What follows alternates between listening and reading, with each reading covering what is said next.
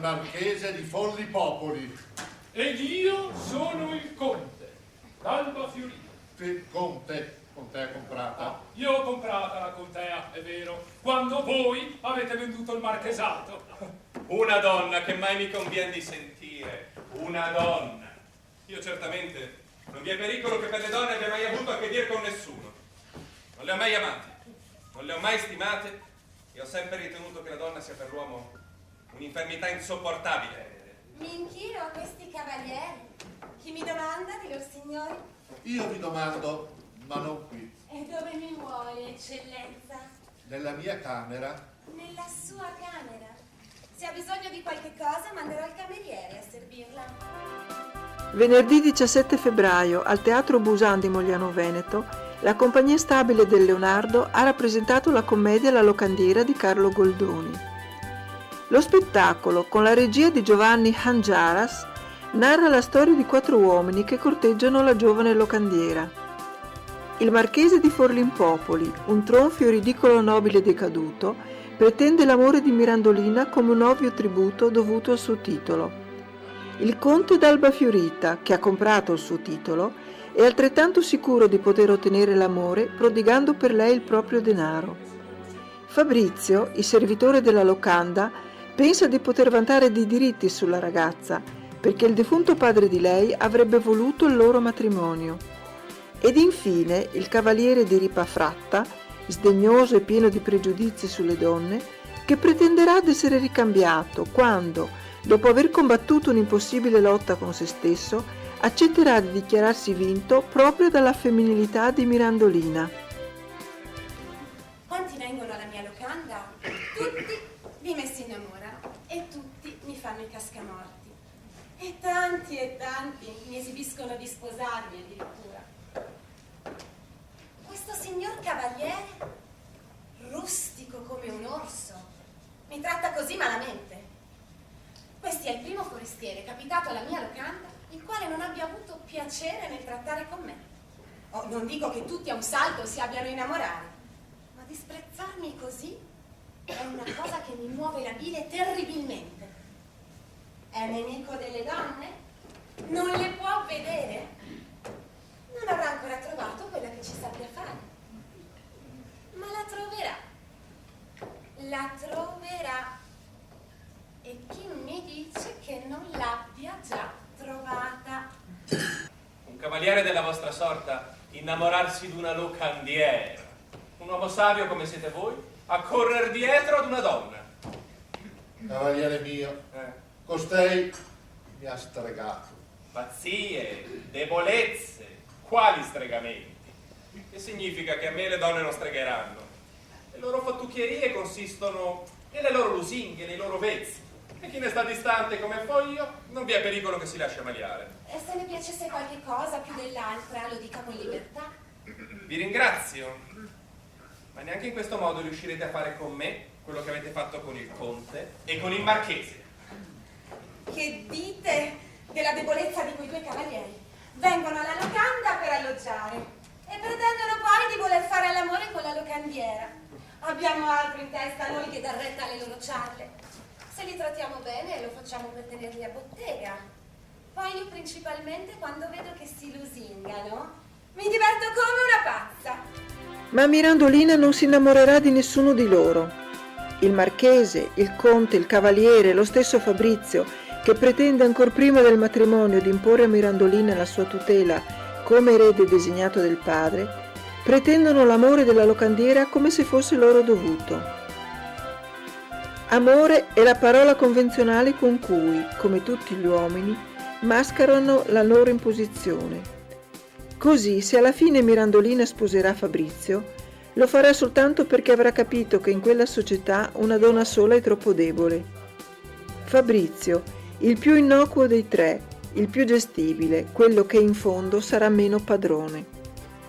Mirandolina non cade nella trappola, resterà libera. Mirandolina resterà sempre Mirandolina, resterà sempre una figura vincente e il povero Fabrizio crederà di aver realizzato una conquista di fatto, lo intuiamo dalle parole della stessa Mirandolina, resterà, diciamo, soggetto alla personalità estremamente forte e volitiva di questa donna straordinaria. Sono forestiere. Eccellenza, sì. E sono venuti ad onorare la mia locanda. È un'eccellenza, Conte! Già, Ortensia lo vorrà per sé. E chi sono queste signore? Questa è la signora baronessa Ortensia de Torcio e quella è la signora contessa Deianira del Sole. Compitissime dame. E della chi è, signore? Io sono il marchese di Forli Popoli. Oh, godo aver l'onore di conoscere un cavaliere così compito.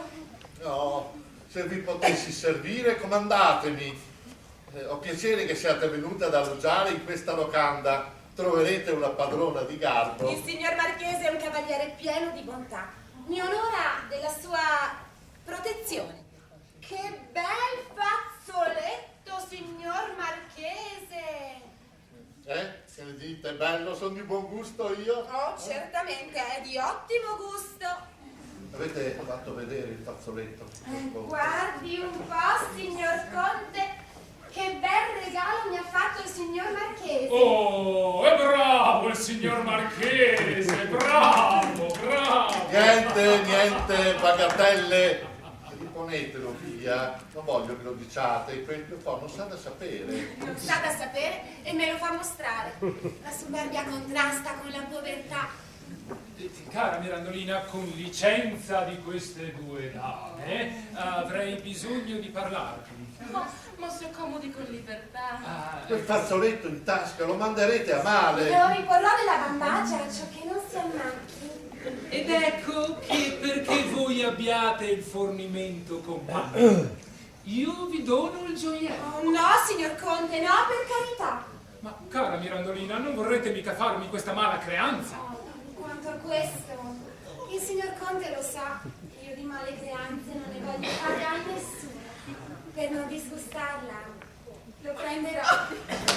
Una rivisitazione, se vogliamo, della commedia goldoniana, nel senso che il regista Giovanni Angiaras non ha voluto cercare a tutti i costi un'immagine rivoluzionaria nella locandiera, cosa che sarebbe ormai abbastanza facile, abbastanza scontata, ma ha creduto di vedere nel messaggio che ci ha lasciato Carlo Goldoni un messaggio estremamente già chiaro di sé per sé, perché i personaggi sono facilmente leggibili e la locandiera non è un'invenzione, è soltanto la summa di tutti i personaggi femminili che Goldoni aveva già tracciato nelle sue precedenti commedie. Non abbiamo introdotto novità, non abbiamo anche dal punto di vista dell'ambientazione scenica, come si può vedere, abbiamo voluto essere rispettosi del testo, lasciando poi agli spettatori eventualmente la facoltà di rielaborare, di rimuginare, di leggere fra le righe quello che magari noi suggeriamo con la nostra recitazione. Questa camera è stata servita prima di tutte quante. Il signor Conte d'Alba Fiorita strepitava che voleva essere servito il primo. Ma la signora Mirandolina ha voluto che sedessi in tavola prima vostra signoria illustrissima. Sono obbligato a costei per l'attenzione che mi dimostra. E non sei credita, donna illustrissima. In tanto mondo che ho veduto non ho mai trovato una locandiera così garbata. Ti piace, eh? Se non fosse per fare un torto al mio padrone, vorrei venire a stare con Mirandolina per cameriere. Oh. Mirandolina. Sì, Mirandolina, voi siete una garbata giovane. signor Cavaliere, lei mi burla. Sentite, voglio dirvi una cosa vera, verissima, che ritornerà in vostra gloria. L'ascolterò volentieri. Voi siete la prima donna di questo mondo con cui io abbia avuto la sofferenza di trattar con piacere.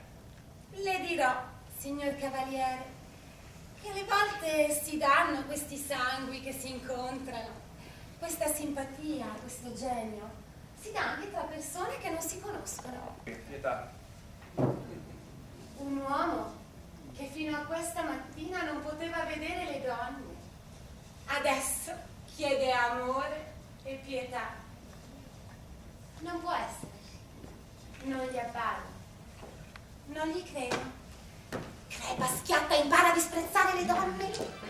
Nel 1991 la Compagnia del Leonardo è nata all'interno dei laboratori del progetto Giovani per la Scuola del Liceo Scientifico Leonardo da Vinci di Treviso, da parte di un gruppo composto da 2 insegnanti e svariati studenti che avevano una grande passione per la letteratura, il teatro e la recitazione.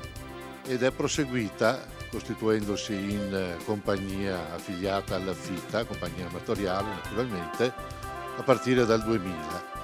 Da allora abbiamo raccolto numerose adesioni di ragazzi che dopo la scuola, dopo il liceo, volevano continuare a fare teatro, e i successi che avevano ottenuto nel teatro scolastico sono diventati successi più importanti e riconoscimenti anche a livello nazionale con i lavori che abbiamo portato in giro come Compagnia Stabile del Leonardo. La compagnia, realtà culturale giovane ma già promettente, ha negli anni raccolto lusinghieri consensi di critica e pubblico. Attualmente aspettiamo di andare a Sirmione, dove siamo stati messi a una finale nazionale con L'uomo, la bestia e la virtù. Sirmione, dove abbiamo vinto così 3 battimani già l'anno scorso. Siamo orgogliosi che il nostro lavoro ottenga anche riconoscimenti prestigiosi a Imperia, Macerata, Pesaro, Fabbrica di Roma, Sirmione appunto, Allerona, insomma Vicenza, siamo Concordia Sagittaria, qualcuno anche me lo dimentico, e quindi questo gruppo di 25, per la maggior parte ex alunni del liceo, qualcuno ormai già sposato con figli che continua appunto per passione questa attività. Questo gruppo sta vedendo il suo lavoro, i suoi sacrifici evidentemente riconosciuti da giurie. Stabilmente attiva nelle piazze del teatro amatoriale trevigiano, è presente con il repertorio dei suoi allestimenti anche nelle maggiori località del Triveneto. La prossima data sarà il 1° aprile all'Auditorium Stefanini di Treviso. Avete visto, mentre stiravate col ferro, le smorfie che mi faceva, la gelosia che aveva di me? Ma io che opero senza malizia, prendo le cose con indifferenza. Ma adesso Fabrizio mi ha detto delle cose che a dire il vero mi hanno fatto arrossire. Vedete, questo succede perché siete una giovane sola, senza padre, senza madre, senza nessuno. Se foste maritata le cose non andrebbero così.